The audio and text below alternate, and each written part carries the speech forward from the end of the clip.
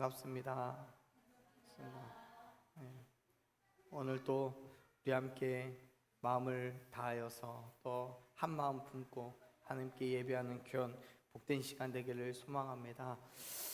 6월이 시작이 되면서 벌써 2022년의 상반기가 끝나가고 있는 중입니다.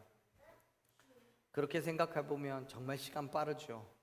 1월달 시작한 게 좀 엊그제 같은데 벌써 6월입니다. 그래서 이제 저희도 하반기를 준비하면서 여름 성경학교라든지 여러 가지 또 수련회라든지 이런 고민들을 지금 하고 있는 중에 있습니다. 그러고 보니까 시간이 진짜 빠르더라고요. 그에 비해서 지나간 시간에 대한 성과가 얼마나 있었는지 되돌아보면서 또 반성을 하게 됩니다.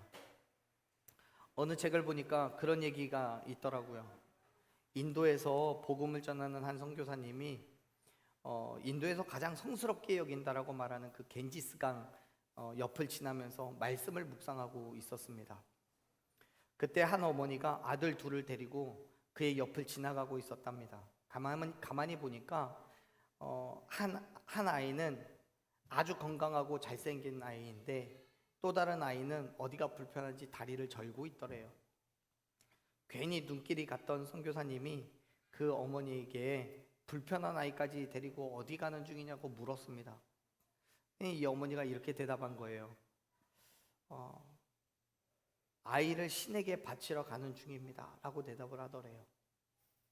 아이를 신에게 바친다는 의미가 우리가 이해하고 있는 것처럼 구약에서 한나가 사무엘을 성전에 바쳤던 것처럼 신전에서 살게 한다는 그런 의미가 아니에요. 어떤 간절한 소망을 가지고 아이를 그 겐지스 강물에 던진다는 거예요.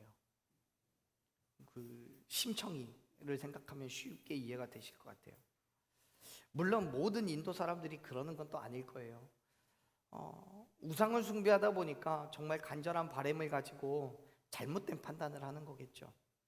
그렇기 때문에 선교사님은요, 그 불안한 마음으로 어머니와 아이들을 걱정해서 강 상류로 사라진 그 어머니를 기다리게 됐답니다. 잠시 후에 어머니가 되돌아오는 것을 보게 돼요.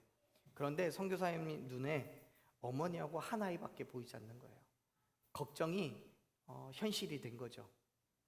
근데 놀라운 거는요, 어머니와 같이 있던 이 아이가 몸이 불편한 아이라는 거예요. 여러분 생각해 보세요. 아이를 신에게 바친다고 한다면 정상인 아이와 몸이 불편한 아이 중에 누구를 바치겠습니까? 꼭 바쳐야 된다면 어쩌면 우리 생각으로는 몸이 불편한 아이를 바치는 게 맞겠죠. 그래서 선교사님이 물었대요. 둘째, 멀쩡한 아이는 어떻게 됐습니까? 물었더니 어머니가 역시나 신에게 바쳤다는 거예요. 기왕이면 장애가 있는 아이를 바치면 좋을 텐데 어머니는 오히려 멀쩡한 아이를 바친 거예요. 깜짝 놀란 선교사님이 그 이유를 물었습니다. 그랬더니 어머니가 이렇게 대답해요. 내가 누군가에게 선물을 받아도 깨끗하고 상처나지 않은 것을 받아야 기분이 좋은데 신에게 부서지고 망가진 것을 어떻게 드릴 수 있습니까? 라고 얘기를 했대요. 여러분, 저를 돌아봅니다. 하나님 앞에 그리스도인 된 삶을 살겠다고 고백하고 결단하고 나아가는데 나는 하나님께 어떠한 것을 드리고 있는지 한번 고민해 봅니다. 우상을 섬기는 사람들도요, 그렇게 정결하고 깨끗한 것을 골라서 드리는데 우리는 어떤 마음으로 하나님을 예배하고 또 어떠한 모습으로 하나님을 섬기는지 그 자리에 있는지 한번 생각해 봅니다. 멀쩡한 것들이 많은데 굳이 깨지고 부서진 것을 드리면서 고르고 골라서 드리면서 내 할 일은 다 했다고 안심하고 있는 것 같은 제 모습을 보게 됐어요. 그 모습을 하나님께서 보실 때 얼마나 가슴 아프셨을까 생각하니까 너무 죄송스럽더라고요. 사랑하는 여러분, 오늘 우린 다시 한번 결단했으면 좋겠습니다. 최고의 하나님께 나의 무엇도 최고인 것을 드릴 수는 없겠지만 우리가 최선을 다하여서 나아갈 때 하나님께서 부어주시는 은혜를 충만하게 누릴 줄로 믿습니다. 그 은혜의 자리를 소망하십시오. 그리고 세상과 타협하지 않는 저와 여러분이 되기를 간절히 축원합니다. 빌립보서 말씀에서 오늘 우리가 함께 읽은 말씀에서 바울은 빌립보 교회 성도들에게 그 사실을 이야기하고 있는 거예요. 먼저 바울은 지금 현재 빌립보서를 쓰고 있는 지금 현재에 바울은 감옥에 갇혀 있는 중입니다. 로마의 감옥에 갇혀 있어요. 그럼에도 불구하고 바울은 기쁨 가운데 생활을 하고 있다고 고백하고 있습니다. 어려움이 있는데, 불편함이 있는데, 그럼에도 불구하고 자기는 그 기쁘대요. 감사하대요. 왜요? 뭐가 그렇게 기쁘겠습니까? 바울은 자기 자신이 예수 그리스도께 있다는 것을 확신했기 때문에 기뻐하는 거예요. 힘들지만요, 어렵지만요. 지금 이 빌립보서는 그 기쁨 가운데에서 기록해 나가고 있는 거예요. 그리고 그 기쁨을 빌립보 교회 성도들도 알기를 원하는 거죠. 지금 바울이 느끼는 그 기쁨은 세상의 유익과 만족으로 인해서 얻어지는 기쁨이 아니에요. 오직 예수 그리스도 안에서 예수 그리스도 때문에 누리는 기쁨이었음을 믿으시길 바랍니다. 그렇기 때문에 바울은 자기가 누리는 그 기쁨을 빌립보 교회 성도들도 함께 누리면서 예수 안에서의 기쁨이 무엇인지를 발견하기를 소망하고 있는 거예요. 물론 마지막 장인 4장에 들어와서 바울은 또 다른 한 가지 이유로 기쁨을 누리고 있다고 말합니다. 그 기쁨이 뭔지 한번 보죠. 10절 말씀 같이 한번 읽어보겠습니다. 내가 주 안에서 크게 기뻐함은 너희가 나를 생각하던 것이 이제 다시 싹이 남이니 너희가 또한 이를 위하여 생각은 하였으나 기회가 없었느니라. 아멘. 바울은 하나님 앞에서 그 어느 때보다, 그리고 어떤 상황 때보다 더 크게 기뻐하고 있어요. 그 이유가 뭐냐면 빌립보 교회에 이제 다시 싹이 나기 시작했기 때문이에요. 사실요, 빌립보 교회는 바울이 행하던 그 선교 사역에 물질적인 그리고 인적인 후원으로 큰 힘을 보태주었던 교회예요.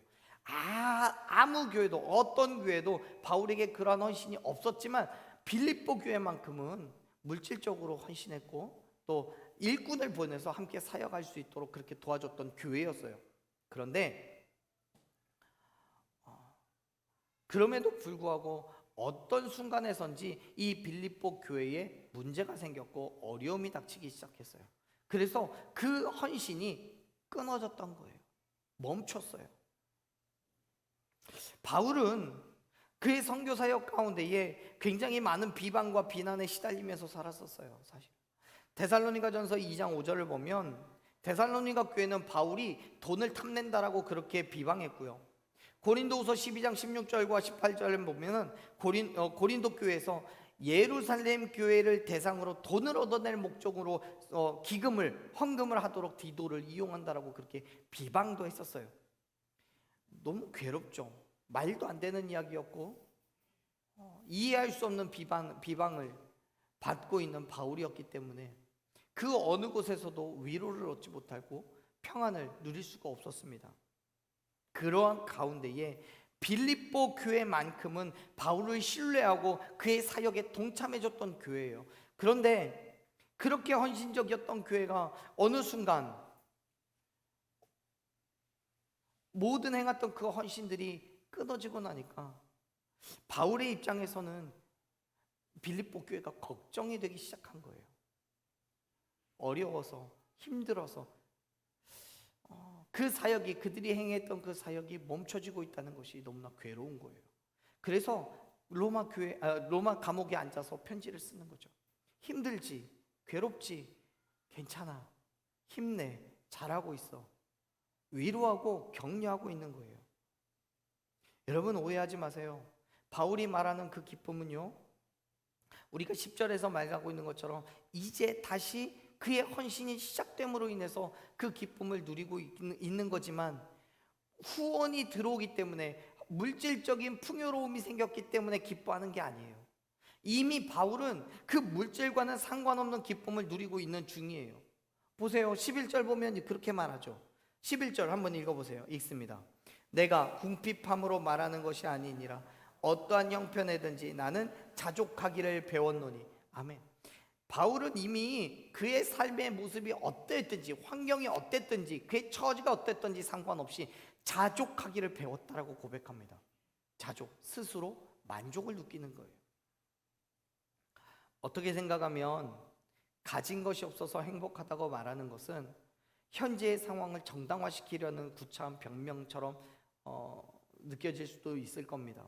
하지만 감옥에 갇혀 있고 가진 것 하나 없는 바울이 자기 스스로 만족한다고 말하는 건 그러한 변명이 아니에요.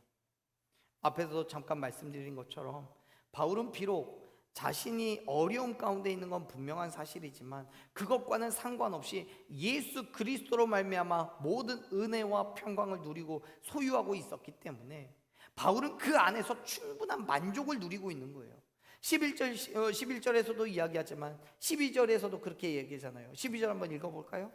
나는 비천에 처할 줄도 알고 풍부에 처할 줄도 알아 모든 일 곧 배부름과 배고픔과 풍부와 궁핍에도 처할 줄 아는 일체의 비결을 배웠노라. 아멘.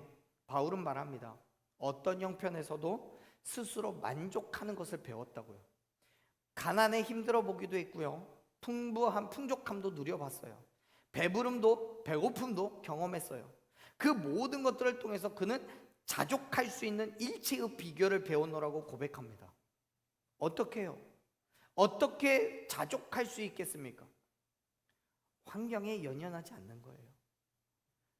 그렇습니다. 바울은 자신의 처해 있는 그 환경을 크게 중요하게 여기지 않았어요. 왜요? 오직 예수 그리스도를 알아가는 지식과 예수 그리스도의 고난의 십자가만을 중요하게 여겼기 때문에 다른 것들은 아무 의미가 없었어요. 예수 그리스도의 삶을 자신의 삶에 그대로 투영하며 살았기 때문에 환경이 중요하지 않았어요. 사랑하는 여러분, 바울의 만족은 세상의 어떤 것에 대한 만족도 아니에요. 물질이 풍요해서 느끼는 만족이 아니에요. 빈궁한 형편 때문에 빌립보 교회로 인해서 풍족해진 상황 때문에 만족을 느끼는 것도 아니에요. 바울은 에바브로디도편에 보내온 빌립보 교회의 그 물질을 보면서 그 안에 녹여진 빌립보 교회 성도들의 복음 사역을 향한 헌신과 믿음의 열정에 감동하여서 위로를 경험하고 있는 거예요. 하나님의 은혜를 누리고 있는 거예요. 지금 바울은 빌립보 교회에 이렇게 말하는 거예요. 물질적인 부족함도 환경의 어려움도 있죠. 지금 당신네 교회에도 그 안에 있는 내부적인 어려움이 있고 고난이 있는데도 불구하고 나를 생각하고 하나님의 사역을 생각하여서 이렇게 물질도 보내주고 일꾼도 보내준 것이 당신네들 안에 지금 싹 트고 있는 하나님의 은혜가 있음을 믿습니다 라고요. 내가 그런 것처럼 하나님께서 주시는 평안과 위로를 환경이 어쨌든 처지가 어쨌든 지금 어떤 문제가 있든 상관없이 부어주시는 하나님의 은혜를 누리십시오 라고요. 사랑하는 여러분, 빌립보 교회는요 그동안 헌신과 그의 행함을 쉬고 있었지만 잊어버린 건 아니었어요. 지금 10절 마지막에 이야기하듯이 생각은 했지만 기회가 없었던 거예요. 힘들어서 싹을 틔워낼 기회를 엿보고 있는 거고 그 환경을 기다리고 있는 거예요. 그리고 그때가 되었을 때에 빌립보 교회 성도들은 망설이지 않고 하나님을 향한 헌신으로 나아가는 거예요. 아직까지 문제가 해결된 거 아니에요. 아직까지 그들의 괴로움이 해결되어서 기쁨이 넘치고 그들에게 문제가 이제는 완벽하게 해결돼서 온전히 하나님 사역을 감당할 수 있는 그런 환경이 된 게 아니에요. 여전히 문제는 남아있고요, 여전히 어려움이 있어요. 그럼에도 불구하고 믿음으로 하나님 앞에 헌신하는 그 자리로 나아가는 거예요. 사랑하는 여러분, 하나님께서 우리를 통해 기뻐하실 그때는요 우리가 움직이고 있을 때예요.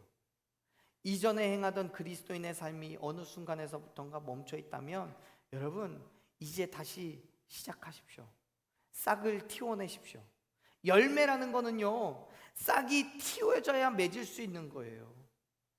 우리의 삶에 하나님의 은혜는 싹이 틔워졌을 때 주어지는 열매인 거예요. 각자의 삶에서 살아내야만 했던 하지만 멈춰 있었던 그 삶을 이제 다시 시작하는 저와 여러분 되기를 간절히 축원합니다. 우리가 그리스도인의 삶을 시작할 때 하나님께서는 그 어떤 순간보다도 더욱 더 기뻐하실 것을 믿으시길 바랍니다. 바울은 빌립보 교회가 자기에게 보내준 그 물질로 인해서 기뻐하는 것이 아니라 어떤 상황에서도 만족할 수 있는 그 믿음을 배웠어요. 그리고 그 믿음을 빌립보 교회 성도들에게도 전달하고 있는 거예요. 비천함에도 풍부함에도 어떤 상황에 처해 있더라도, 또 배부르고 배고프거나 풍부하거나 궁핍함 속에서도 하나님 때문에 행복할 수 있다는 것을 이야기하는 거예요. 바울은요 13절에서 이렇게 선포하죠. 13절 말씀 한번 볼까요? 읽습니다. 내게 능력 주시는 자 안에서 내가 모든 것을 할 수 있느니라. 아멘. 내게 능력 주시는 자 안에서 모든 것을 할 수 있다라고 바울은 고백합니다. 자신이 말하는 그 모든 만족함이 예수 그리스도 안에 있다는 것을 드러내고 있는 거예요. 예수님께서 바울 자신에게 그 능력을 주셨기 때문에 모든 것을 할 수 있다고 고백하는 거예요. 여러분, 지금 바울이 그렇게 고백할 수 있는 어떤 물질적인 풍요로움을 느끼고 있습니까? 환경에 만족을 누릴 수 있습니까? 아니에요. 감옥에 있다니까요. 갇혀 있는 거예요.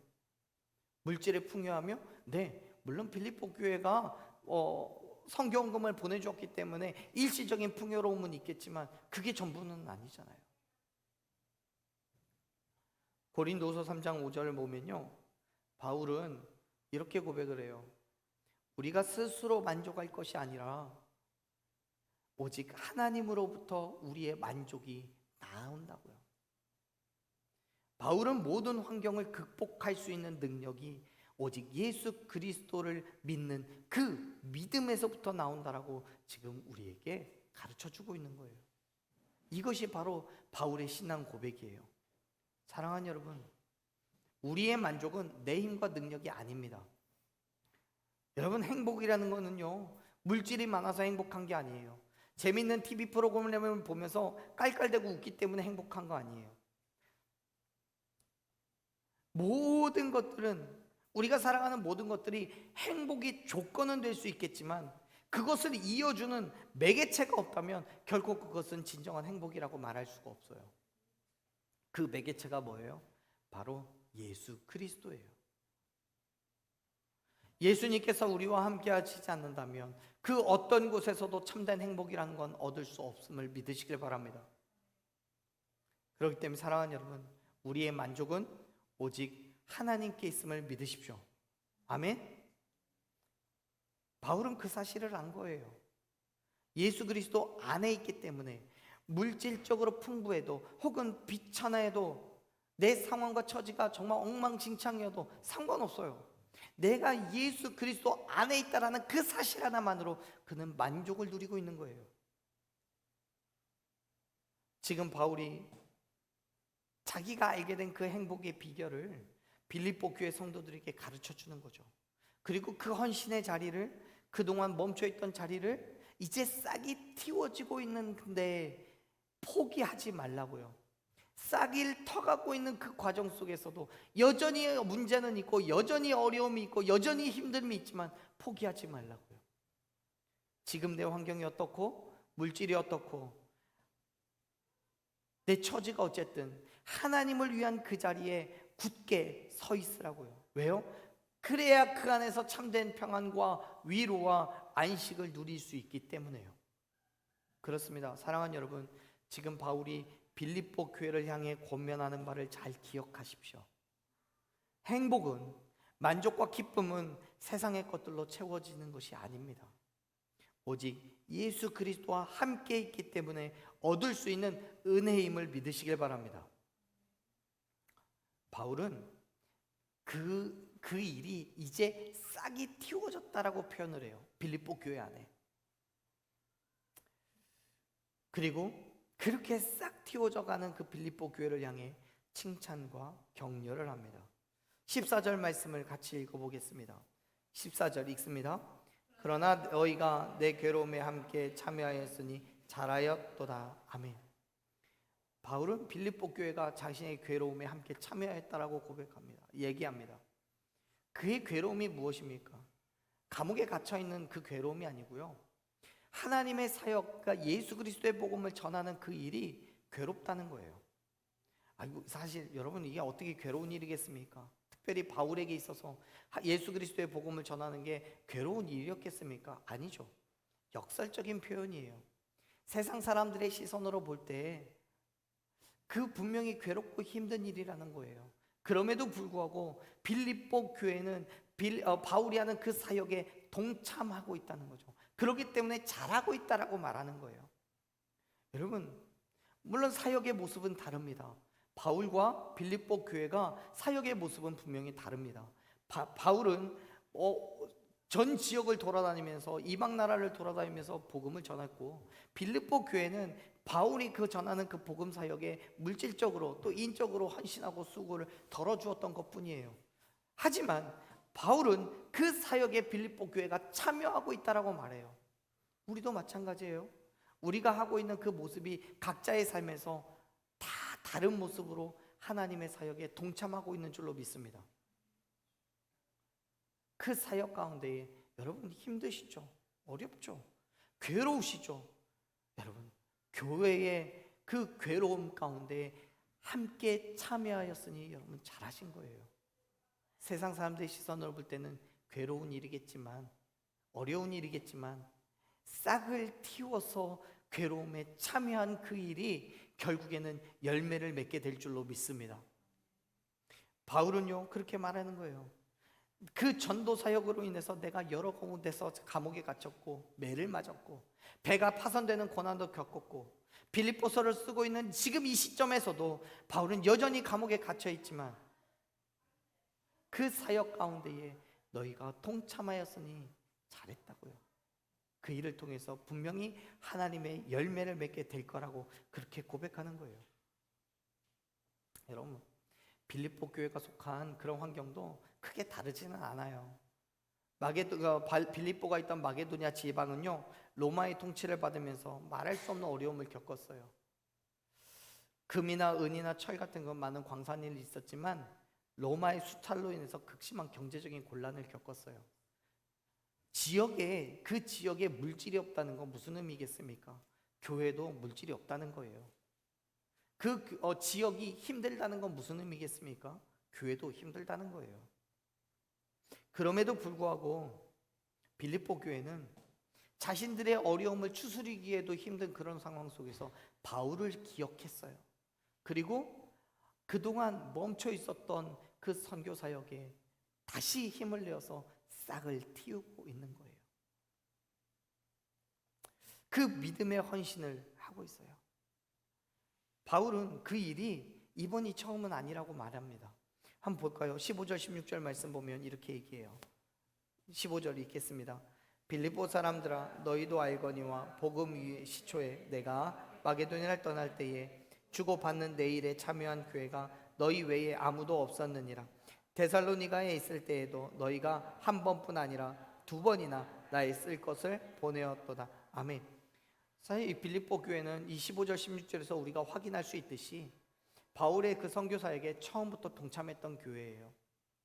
다른 어떤 교회도 하지 않았던 그 일이었는데 빌립보 교회는 그 일에 동참했어요. 그래서 바울 사역을 도왔어요. 빌립보 교회는 바울이 그 빌립보를 떠날 때에 빈손으로 보내지 않아요. 바울을 통해 받은 예수 그리스도의 그 은혜가 너무 감사하고 기뻐서 자발적으로 온 마음을 다해서 바울을 도운 거예요. 바울은 빌립보 교회 봉사가 멈춰졌지만 오랜 시간이 지나서 이제 다시 싹 틔우고 있는 그 일이 너무 감사해요. 사랑하는 여러분, 우리의 헌신을 다시 한번 기억해 보십시오. 우리가 하나님을 온전히 예배하며 그 온전한 기쁨 가운데 헌신했던 때가 언제입니까? 우리가 복음을 처음 받아들이고 그 복음 앞에서 우리가 감격하고 감동하였을 때, 그때 우리는 온 마음 다해서 하나님을 경배하고 찬양했었습니다.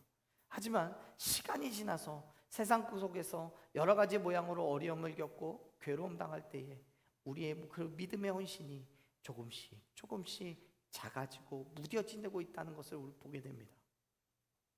그러다가 어느 순간 우리는 하나님이 우리의 기억 속에 멀리 자리 잡고 있을 때가 생길지도 모릅니다.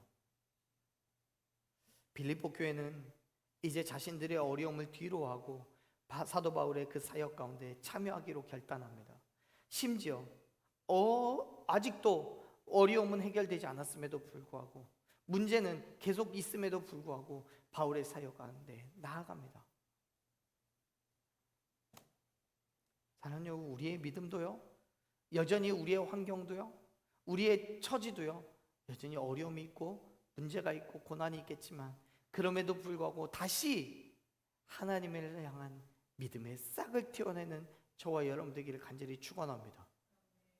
그 싹을, 그 하나님이 원하시는 믿음의 자리로 나아가기 위한 발걸음을 떼십시오. 그리고 이전과도 같이 처음 하나님을 만나고 헌신했던 그 마음, 그 자세로 그대로 하나님을 향해 나아가는 저와 여러분이 되기를 간절히 소망합니다. 그렇게 빌립보 교회는 그 헌신을 다시 시작해요. 그런데 여러분, 오해하지 마십시오. 바울은 빌립보 교회의 그 헌신이 자기에게 큰 도움이 되었다는 것은 분명하지만, 그것 때문에 헌신을 또다시 요구하고 있는 게 아니에요.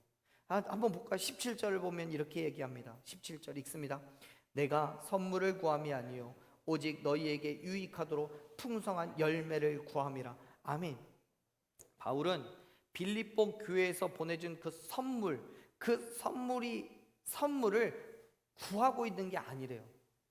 다시 말해서 빌립보 교회를 향해서 너희가 나에게 이러한 사역의 헌신, 물질적인 것, 또 일꾼에 대한 것, 그런 것들 안 해도 돼, 괜찮아, 상관없어. 하지만 너희들을 통하여서 하나님이 부어주시는 은혜가 있었으면 좋겠어 라고 이야기하는 거예요. 여러분, 우리의 헌신요 꼭 어떤 지정된 한 곳에만 있는 건 아니에요. 다시 말해서 지금 이 상황 속에서는 물질을 놓고 이야기하는 거지만요, 우리의 헌신이 물질 한 가지에만 고정되어 있는 게 아니에요. 예배의 자리에 나오는 것, 혹은 기도의 자리에 있는 것, 혹은 전도의 자리에 있는 것, 혹은 말씀을 보는 그 자리에, 또 물질도 그렇고요, 여러 가지 모양으로 우리의 헌신의 자리가 분명히 존재하는 거예요. 그 자리에서 바울이 뭘 요구하고 있어요? 뭘 구한다고요? 열매를 구한다라고 그래요. 그 열매요. 사랑하는 여러분, 우리는 그 열매를 소망해야 돼요. 우리에게 해야 될 그 멈춰있는 그 헌신의 자리에서 다시 싹을 틔웠을 때 주시는 하나님의 열매를 구하십시오. 그 열매가 누군가에게는 건강이 될 수도 있고요, 그 열매가 누군가에게는 물질의 풍족함이 될 수도 있고요, 또 누군가에게는 환경이 열리는 열매가 될 수 있어요. 무슨 말입니까? 이 열매는 곧 하나님의 은혜라는 거예요. 하나님의 은혜요. 바울은 빌립보 교회가 보내준 그 선물의 가치가 진실한 믿음과 사랑이 담긴 그 선물이 자기의 마음을 감동시켰던 것처럼 하나님의 마음을 감동시키기에도 충분하다라고 믿었습니다. 특별히 바울은 유익하다라는 그 단어를요, 상거래를 뜻하는 헬라어 단어를 써요. 거래라는 거예요.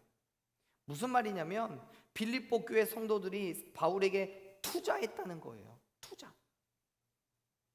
그렇습니다. 바울은 빌립보 교회 성도들이 자기를 위해 보내준 그 헌금이 그들의 영적인 삶에 마치 투자금의 배당을 받듯이 영적인 유익을 풍성하게 받기를 원한다라고 말해요. 자, 우리의 삶에서는 어떻습니까?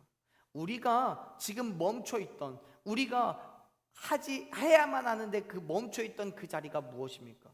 우리는 그것을 투자를 하듯이 그 일을 해내야 되는 거예요. 왜요? 그 일을 통해서 하나님이 부어주시는 열매가 있기 때문에요.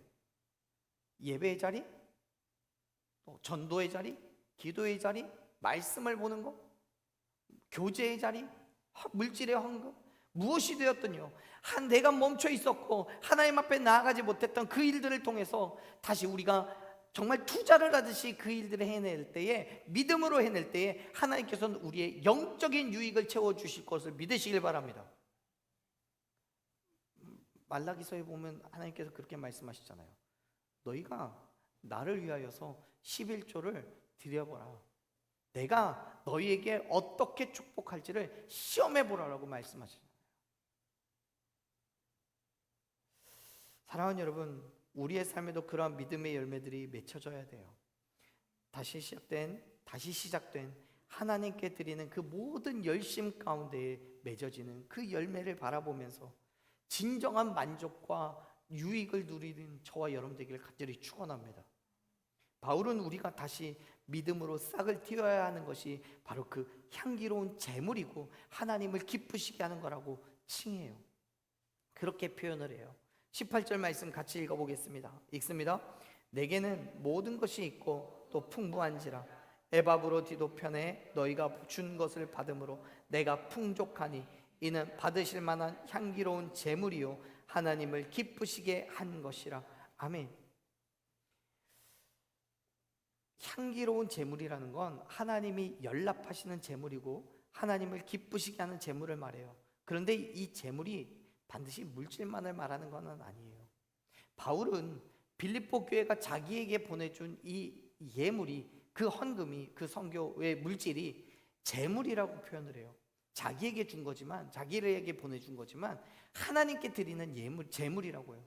여러분, 우리가 행한 것도요 똑같습니다. 물질이 될 수도 있겠고 또 육체적인 시간을 내어서 행하는 또 그런 헌신도 될 수 있고요. 여러 가지 모습의 교회 사역에 동참하시는 것들이 있겠지만 그것이 교회를 향해 혹은 우리 각자에게 준 어떤 그런 모든 것들이 교회가 아니라 하나님께 드려진 바 된 것임을 믿으시길 바랍니다. 향기로운 제물이에요. 그렇기 때문에 그 안에는 분명히 하나님의 축복이 임하는 거예요. 그 축복이 바울은 열매라고 표현을 하고 있는 거예요.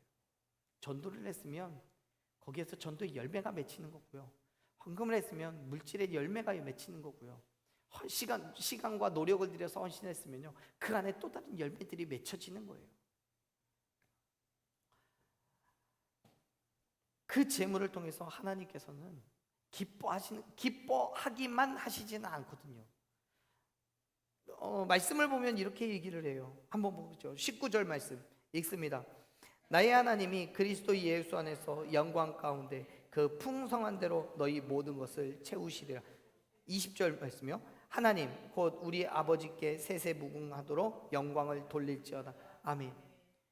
이미 바울은 빌립보 교회 성도들이 그들의 어려움 속에서도 열심을 다하고 헌신함으로써 자기를 도왔다라고 알고 있어요.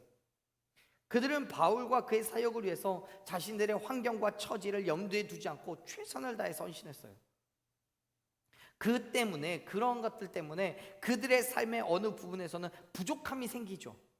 뭐 이런 거예요. 내게 100만 원이 있는데 하나님의 헌신을 위해서 70만 원을 드렸어요. 그럼 내게 분명한 70만 원의 마이너스가 생기는 거예요. 그거는 계산은 충분히 되죠. 그런데요, 바울은 자신의 필요를 채우시는 하나님께서 빌립보 교회 성도들의 필요도 반드시 채우실 거라고 굳게 확신하는 거예요. 내가 하나님 앞에 드린 것이 있었을 때에 그 드린 것만큼, 아니 그 이상으로 채우시는 은혜를 자기가 누리고 있는 것처럼 빌립보 교회 또한 누리게 될 것이라고 분명히 선포하고 있는 거예요. 사랑하는 여러분, 우리가 하나님을 위해서 헌신할 때 우리의 필요를 하나님께서 풍성한 대로 쓸 것을 채우시는 줄로 믿으시길 바랍니다. 19절 말씀에서 그렇게 얘기하잖아요. 그리스도 예수 안에서 영광 가운데 그 풍성한 대로 모든 쓸 것을 채우실 거라고요. 그것이 물질이 될 수도 있고 건강이 될 수도 있고 지혜가 될 수도 있고 명철이 될 수도 있어요. 바울은요, 헌신된 그 자리로 나아가는 모든 사람들에게 그 열매가 있기를 구하고 있는 거예요. 사랑하는 여러분, 오늘 그 열매를 맺는 저와 여러분 되기를 축원합니다. 오늘 그 열매, 그 은혜를 누리는 저와 여러분 되기를 간절히 소망합니다. 그렇습니다. 사랑하는 여러분, 우리의 삶의 모든 것들을 하나님께 맡겨 놓았을 때, 그리고 믿음으로 순종하며 헌신의 자리로 나아갈 때, 그동안 놓치고 있었던 것을 다시 시작할 때 하나님께서 영광 가운데 채우실 줄로 믿습니다. 그래서 20절에서 바울은 그렇게 얘기하는 거예요. 우리에게 채우시는 그 모든 것들을 통해서 하나님께서 영광 받으실 거라고요. 하나님은요, 당신의 영광을 위해서라도 우리의 쓸 것을 채우시는 거예요. 하나님께서는 세상이 바라보는 우리의 모습을 통해 당신이 영광 받으셔야 되기 때문에 우리에게 채우시는 거예요. 그렇기 때문에 우리는 당신의 사역을 위해, 하나님의 사역을 위해서 나아가야 되는 거죠. 사랑하는 여러분, 멈춰있는 그리스도인의 삶을 다시 결단하십시오. 하나님 앞에 우리의 것을 드리며 믿음의 싹을 틔우십시오. 믿음으로 행하는 그 헌신을 통해서 하나님께서 역사하셔서 열매를 맺게 하실 뿐만 아니라 우리의 모든 삶의 모든 것들을 통해 하나님께서 영광 받으실 것을 믿으시길 바랍니다. 바울에게 역사하셨던 하나님께서, 그 믿음에 필요한 것을 채우셨던 하나님께서 우리의 필요할 것을 왜 채우시지 않겠습니까? 문제는 우리가 그 믿음으로 헌신된 자리로 나아가고 있냐는 거예요. 사랑하는 여러분, 하나님께서 우리의 헌신을 필요하시는 그곳에 서 계십시오. 하나님은 우리가 알 수 없는 무한하신 사랑과 끝없는 자원을 소유하신 분이십니다. 믿으십니까? 만물이 다 그분의 것인 줄로 믿습니다. 우리가 베풀고 나누는 것만큼, 우리가 헌신의 자리에 있는 그 시간만큼 하나님께서는 그 자리에서 하나님의 은혜와 사랑 가운데, 긍휼하신 가운데 우리의 쓸 것을 가득하게 채워주실 것을 믿으시길 바랍니다. 그리고 이제 다시 싹을 틔워서 하나님께서 주시는 참된 만족과 위로와 평강의 열매를 맺고 경험하는 저와 여러분이 되기를 간절히 축원합니다. 아멘. 우리 시간 함께 찬양으로 그 믿음의 자리에 나갔으면 좋겠습니다. 우리에게 있어야 하는 믿음은요, 그 어떤 것과도 주님과 바꾸지 않을 만한 믿음이에요. 힘들죠, 어렵죠, 육체적으로도 지치고 피곤하죠, 알아요. 그럼에도 불구하고 하나님 앞에 믿음으로 나아갈 때 우리의 믿음의 삶 가운데에서 하나님의 열매를 맺게 될 줄로 믿습니다. 예수 그리스도를 믿기로 작정하면서 처음 맺어졌던 그 열매가 지금은 잠시 멈춰져 있다면 이제 다시 싹을 틔워 열매를 맺으십시오. 하나님께서 그러한 우리를 통하여서 쓸 풍성한 것들을 채우시고 하나님의 은혜를 누리게 하실 줄로 믿습니다. 하나님 앞에 우리의 삶을 내어놓고 우리의 믿음으로 사랑한다고, 온 마음과 정성을 다해서 신실한 하나님의 친구가 되기를 소망한다고 그렇게 고백하는 이 시간 되기를 소망합니다. 함께 찬양하겠습니다. 나 무엇과도 주님을 바꾸지 않으리. 나 무엇과도 주님을 바꾸지 않으리. 다른 어떤 은혜 구하지 않으리. 오직 주님만이 내 삶의 도움이시니 주의 얼굴 보기 원합니다. 주님 사랑해요. 주님 사랑해요.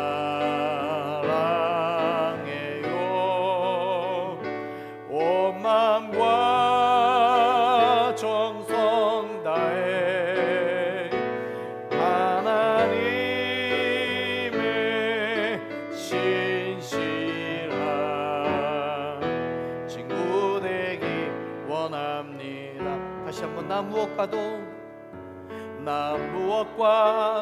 주님을 바꾸지 않으리. 다른 어떤 은혜 구하지 않으리.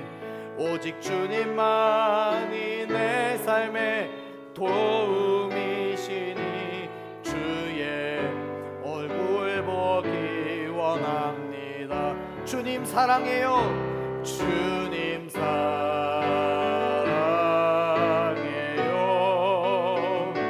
온 마음과 정성 다해 하나님의 신실한 친구 되기 원합니다. 주님 사랑해요. 주님 사랑해요.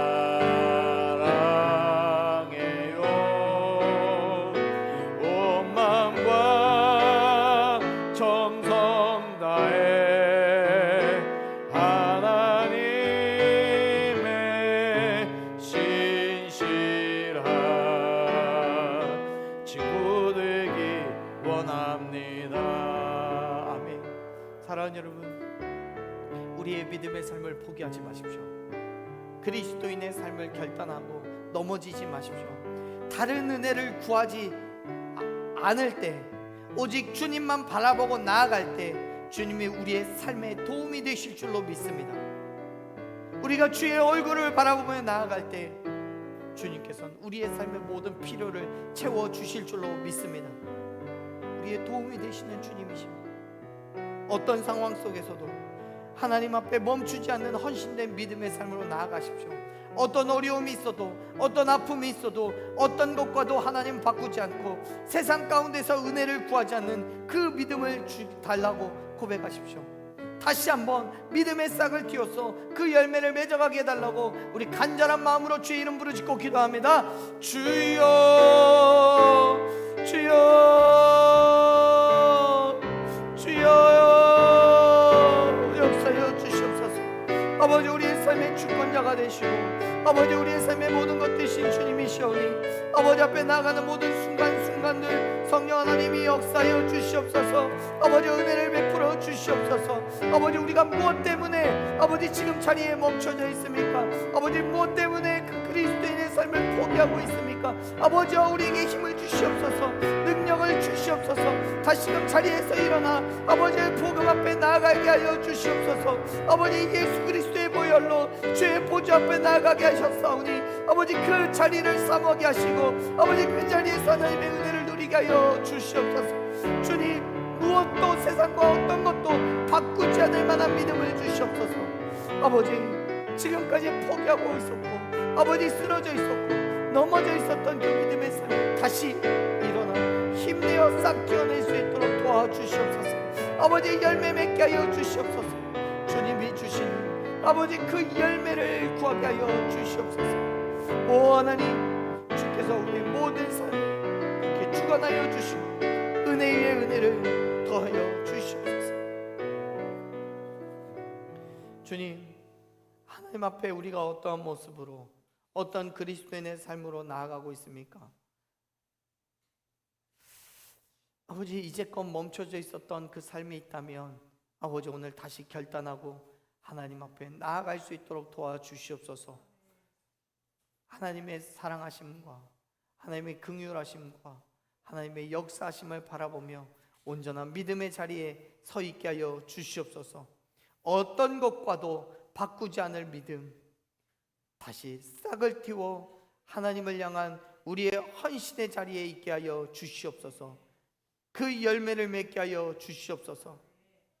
날마다 채우시는 하나님의 은혜를 경험하며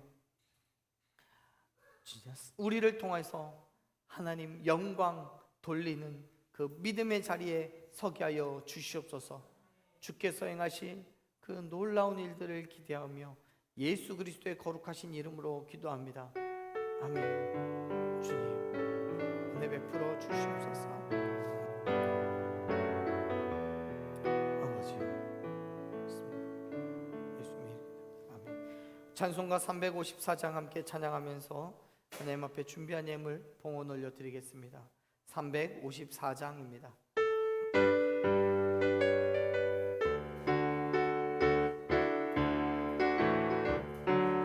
주를 앙모하는 자 올라가 올라가 독수리같이 모든 싸움 이기고 근심 걱정 벗어는 올라가 올라가 독수리같이 주 앙모하는 자 주 앙모하는 자 주 앙모하는 자 늘 강건하니라.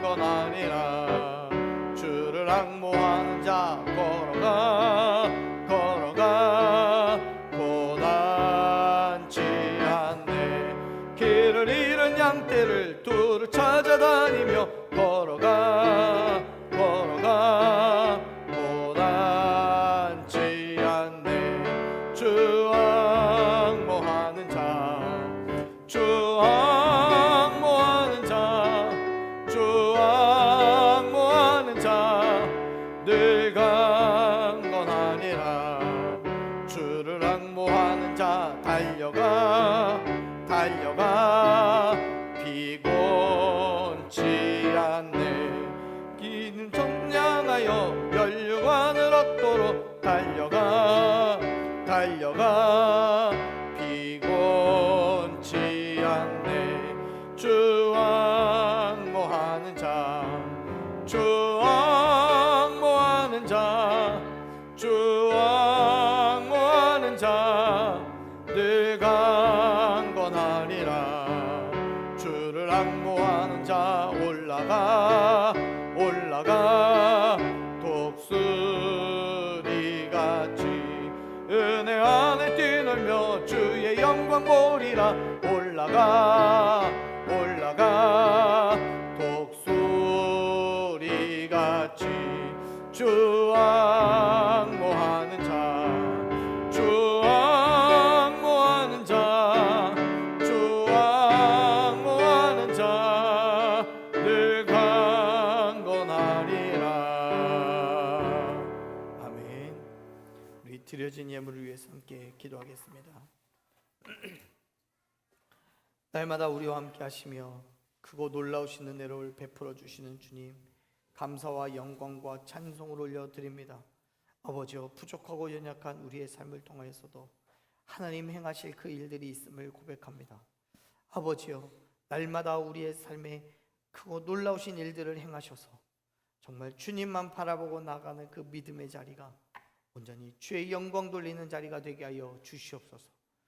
하나님, 아버지 앞에 우리의 삶의 모든 영역들을 내어드리며 오직 주님만을 위해 살아가기를 고백하오니 주여, 그 믿음의 결단 가운데 하나님 힘주시고 능력 주셔서 세상이 정말 하나님의 영광을 보게 하여 주시옵소서. 아버지여, 그 믿음의 자리를 고백하고 결단하며 아버지 앞에 예물을 드립니다.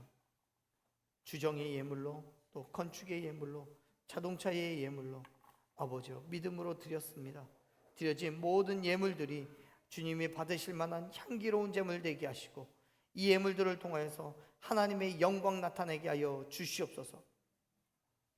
하나님께서 크고 놀라우신 일들 가운데 사용하셔서 오직 예수 그리스도의 복음이 선포되게 하시고 아버지여, 그 예물들을 통하여서 하나님의 크신 뜻을 세워나가는데 부족함 없게 하여 주시옵소서. 드린 손길들도 축복하셔서 정말 백배 천배 만배의 열매를 맺게 하시고 그 열매들이 다시금 하나님의 영광 높이는데 아버지 사용되게 하여 주시옵소서. 주여, 크고 놀라우신 일들을 이루어 주시기를 간절히 소망하며 예수 그리스도의 거룩하신 이름으로 축복하고 기도합니다. 아멘. 교회 소식을 말씀드리겠습니다. 오늘 또 우리 더 바른 교회 찾아주시고 함께 예배하신 모든 분들을 주님의 이름으로 환영하고 축복합니다. 우리가 지켜 행해야 하는 믿음의 시간, 예배의 시간, 기도의 시간, 또 여러분들의 그 헌신의 자리를 기억하시고 또 사모하는 매일매일의 순간들이 되기를 바랍니다. 말씀을 묵상하며 날마다 하나님과 함께 살아가는 삶이 되기를 바라고요. 또 기도하는 것 잊지 않고 기도하셨으면 좋겠습니다. 중보하며 기도해 주시고 여러 가지 중보의 기도의 제목들도 주보를 통해서 확인해 보시기를 바랍니다. 여러분 기도의 제목이 있으시다면 언제든지 말씀해 주셔서 함께 믿음으로 기도할 수 있게 하시고요. 또 말씀 가운데도 잠깐 나눴지만 우리 여름 행사 준비하고 있습니다. 여름 행사 또 정확하게 일정이 나오는 대로 여러분께 공지해 드리겠고요. 여름 행사를 위해서도 여러분 기도해 주시고 또 여러 가지 모양으로 헌신해 주시기를 바랍니다. 다른 광고 사항들은 주보 참조해 주시고 우리 이 시간 또 찬양으로 축복하면서 함께 은혜를 나눴으면 좋겠습니다. 축복송 함께 찬양합니다. 너는 시냇가에 심은 나무라.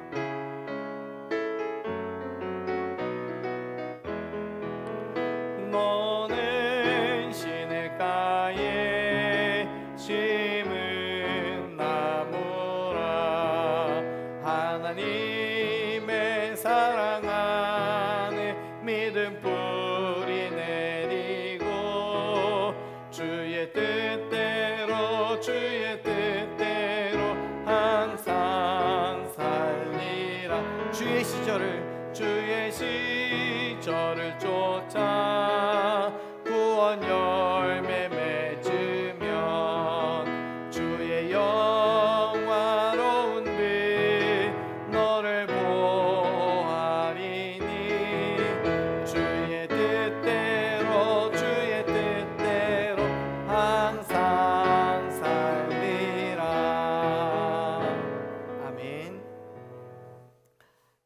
기도하겠습니다. 주님, 주께서 우리를 사랑하시고 날마다 은혜 베풀어 주시는 줄로 믿습니다. 우리가 살아가는 모든 과정들 가운데 하나님의 은혜를 부어주시고 그 삶을 통하여서 영광으로 받아 주시옵소서.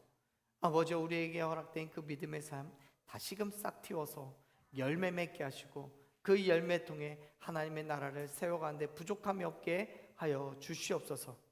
이제는 날마다 우리와 함께 하시는 구주 예수 그리스도의 크신 은혜와 우리를 지키시고 보호하시는 하나님의 사랑하심과 또 우리 안에 내주하시고 역사하시는 성령님의 감화 감동하시고 교통하심이 하나님 앞에 우리의 삶을 내어드리며 그 믿음의 자리를 다시 싹 틔워 열매 맺기를 소망하는 여기 모인 모든 주의 귀한 성도들과 또 있는 그곳에서 함께 예배하는 모든 예배자들과 우리 모든 자녀와 가정과 직장과 사업 가운데에 그리고 주님의 몸된 교회와 그 사역 위에 지금부터 영원토록 함께 하시기를 예수 그리스도의 이름으로 간절히 축원하옵나이다. 아멘. 주여 은혜 베푸시옵소서. 축복